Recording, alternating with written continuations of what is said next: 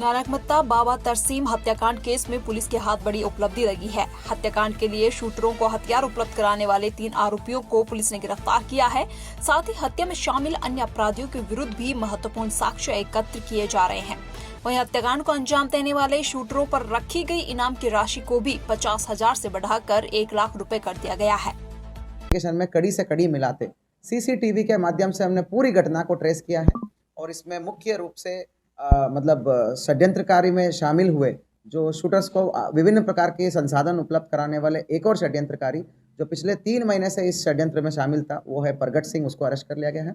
और जो शूटर्स को वेपन दिलाने वाले 2 लोग जो जसपाल और सोनू गिल, इन दोनों को भी हमने सीसीटीवी के माध्यम से ट्रेस करते हुए जो 17 मार्च को ही इनको वेपन उपलब्ध कराया गया था, इन दोनों द्वारा अवगत कराना चाहूँगा। सोनू और जसपाल हार्डकोर क्रिमिनल्स हैं जिनके ऊपर मर्डर की मल्टीपल मुकदमे हैं। ये जसपाल के ऊपर का तीसरा मर्डर का मुकदमा है। 3-4 महीने पहले से ही इनका भूमिका तय हो चुका था कि सोनू और जसपाल ही शूटर्स को वेपन देंगे करके। ये सारे सीडीआर में हमें क्लियर हो चुका है। तो ये योजनाबद्ध तरीके से पहले से ही प्लानिंग करके सोनू और जसपाल ने वेपन तैयार किया था। और जब दिलबाग और ये सभी लोगों ने शूटर्स को इकट्ठा किया और इनको वहाँ भेजा, तो बाजपुर में भेजा, तो बाजपुर में ये शूटरों से मिलते हैं और उनको असला उपलब्ध कराता है। ये एक 315 की जो राइफल है, पिस्टल बट की, उसको उपलब्ध कराते हैं। तो पहले से ही तैयार करके ये सब चीज़ें सीसीटीवी में कैप्चर हुआ है। और जिस गाड़ी से इन्होंने असला को लाके इनको हैंडओवर किया था, वो पिछली बार ही हमने अरेस्ट कर लिया था, डिटेन करके हमने बरामद कर लिया था। कुल मिला के अभी 3 और लोगों को हमने अरेस्ट कर लिया है। और एक मेजर बोलूँगा, एक मेजर जो षड्यंत्रकारी है, जो ये पिछले कई महीनों से षड्यंत्र रचाने में और सभी लोगों को इकट्ठा करने में, क्रिमिनल्स को एकत्रित करके षड्यंत्र रचाने में इंपॉर्टेंट भूमिका निभाने वाला है, वो है सुल्तान सिंह। उसकी भूमिका अभी उजागर आई है। और भी मुख्य षड्यंत्रकारियों को टेक्निकल एविडेंस के आधार पर और सीसीटीवी एविडेंस के आधार पर और सारे एविडेंस के आधार पर हम कड़ी से कड़ी जोड़ रहे और मुख्य षड्यंत्रकारियों के ऊपर हम पहुंचेंगे। शूटर्स को ऊपर 1 लाख रुपए का रिवॉर्ड हमने घोषित कर लिया गया है। भारतीय जनता पार्टी के गढ़वाल संसदीय सीट से लोकसभा प्रत्याशी अनिल बलूनी के समर्थन में आज चौबट्टा-खाल में विशाल जनसभा का आयोजन किया गया, जिसमें मुख्यमंत्री पुष्कर सिंह धामी सहित प्रदेश की कैबिनेट मंत्री सतपाल महाराज, डॉक्टर धन सिंह रावत आदि मौजूद रहे। इस दौरान अपने संबोधन में मुख्यमंत्री पुष्कर सिंह धामी ने कहा कि भाजपा तीसरी बार लगातार केंद्र में सरकार बनाने जा रही है। ये बहुत ही प्रचंड समर्थन मिल रहा है। सभी मोदी जी को मजबूत करना चाहते हैं और सभी का ये नारा है कि 400 पार, अब की बार 400 पार, तो उसमें लगे हुए हैं। और मैं समझता हूँ कि बड़ा अच्छा वातावरण है। सभी चाहते हैं मोदी जी को मजबूत करें और डबल इंजन की सरकार बनाएं। केंद्र में भाजपा की सरकार होगी, यहाँ भी होगी, तो बड़ी तेजी से विकास होगा। मैं यही हूँ, मैं क्षेत्र में ही हूँ, सारे क्षेत्र में दौरा लगा रहा हूँ जी। मैं इस समय बेरोखाल जा रहा हूँ। धन्यवाद। देखिए, कहीं कोई मुकाबला नहीं है, एक तरफा समर्थन है। आप सब देख रहे हैं, पूरे क्षेत्र में आप घूम रहे हैं, सब लोगों ने मन बनाया हुआ है इस बार भारी बहुमत से गढ़वाल लोकसभा से अनिल जी को, और हमारी और भी जो 4 सीटें हैं, 500 सीटों पर कमल खिलेगा और भारी अंतर से जीतेंगे। कोई मुकाबला नहीं है। ठीक है। कांग्रेस प्रत्याशी गणेश गोदिया सतपुली बाजार पहुंचे, जहां उन्होंने जनसंवाद किया। इस दौरान उन्होंने कई लोगों को कांग्रेस की सदस्यता भी दिलाई। वहीं कार्यक्रम में आम आदमी पार्टी के दिग्मोहन नेगी ने भी अपना समर्थन कांग्रेस पार्टी को दिया। वहीं गणेश गोदियाल ने सतपुली बाजार में जनता से डोर टू डोर वोट भी मांगे। मैं अभिभूत हूँ कि इस प्रकार का अपार जन समर्थन शायद ही यहाँ किसी व्यक्ति को मिला होगा। लेकिन मैं यहाँ सिर्फ एक व्यक्ति न होकर हमारे तमाम लोगों का भाई हूँ, तमाम बुजुर्गों का बेटा हूँ और लोगों की भविष्य की आशा हूँ। लोग भविष्य की इस आशा को इस रूप में रोपित करना चाहते हैं कि उनकी भविष्य की आशा फले फूले।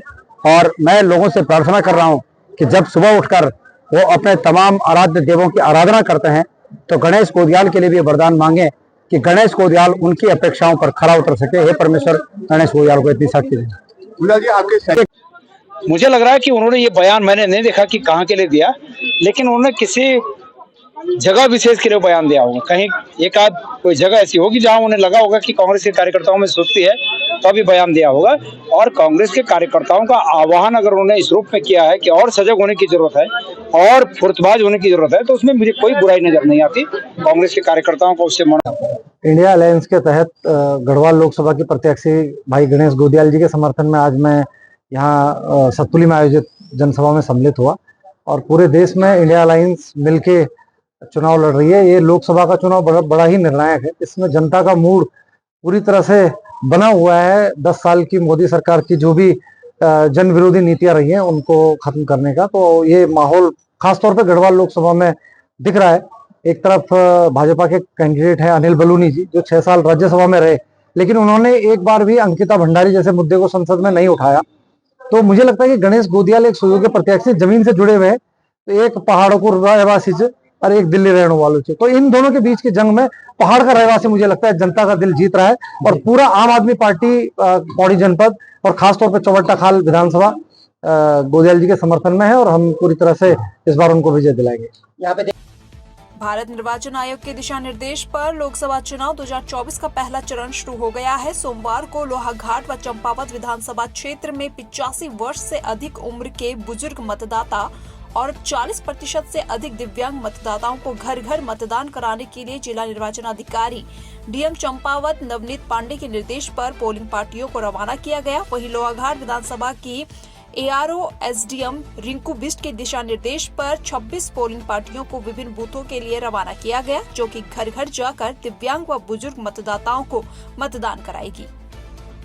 आज 26 पोलिंग पार्टियां घर घर मतदान हेतु रवाना हुई हैं, जिसमें कि 85+ और दिव्यांग मतदाताओं का घर जाके मतदान किया जाना है और उनको ये दिशा निर्देश दिए गए कि जो आप वोट कास्ट करेंगे उसमें निष्पक्षता का पूरा ध्यान रखेंगे और समस्त जो निर्वाचन प्रक्रिया होगी उसकी वीडियोग्राफी होगी, उस वीडियोग्राफी को सुरक्षित रखा जाएगा। किसी का भी आतिथ्य स्वीकार ना करें, ये भी उनको कड़े निर्देश इस स्तर पर जारी कर दिए गए। हमारे आज 26 पोलिंग पार्टियां रवाना हुई हैं। हमारे 108 मतदाता हैं, जिसमें से 97 85+ है और 11 मतदाता हमारे पीडब्ल्यूडी वोटर्स हैं। माननीय भारत निर्वाचन आयोग के एक अभिनव पहल है, जिसमें कि जो हमारे 85+ के मतदाता हैं और जो हमारे दिव्यांग मतदाता हैं, जो लोग बूथ तक आने में सक्षम हैं, उनको ये एक डोर टू डोर वोटिंग की सुविधा उपलब्ध कराई गई है। आज उसी के क्रम में यहाँ जनपद चंपावत में जो 2 विधानसभाएं हैं, 54 लोहाघाट और 55 चंपावत, वहाँ पे लगभग हमारे 299 ऐसे मतदाता चिन्हित हुए हैं जो 85+ हैं या पीडब्ल्यूडी हैं, जिनको एक घर घर वोटिंग का कार्यक्रम किया जाना है।